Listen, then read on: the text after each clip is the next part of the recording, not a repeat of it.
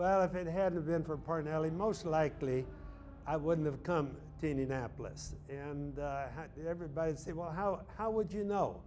Well, I had no desire to come back. I never thought I was good enough in the early days to come back, to go to Indianapolis.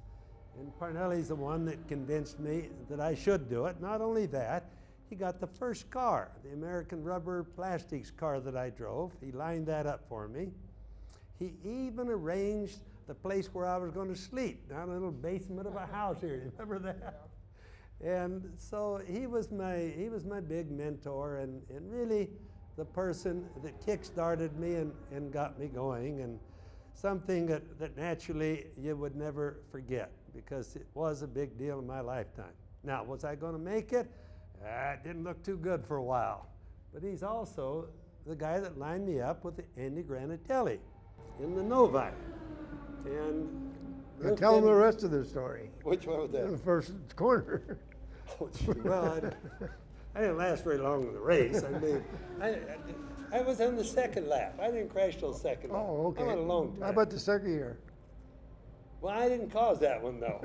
Yes, I crashed, but I didn't cause it. First one I caused. It must have been your fault, because you're the one that got me the car. For a while there, maybe I made a mistake. Yeah, that's right.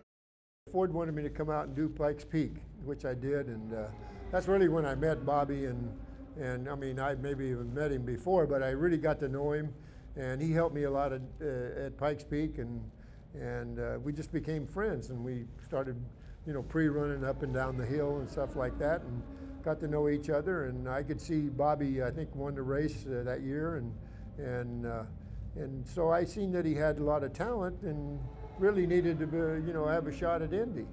So I said, come on back, and we'll, you know, see what we can get you something going. And actually, I went in another Roadster, and which was one of the cars that I wanted him to drive, and I run pretty quick in that car, and I took it out, and I said, you know, Bobby, take a ride, and Bobby did take a ride in it.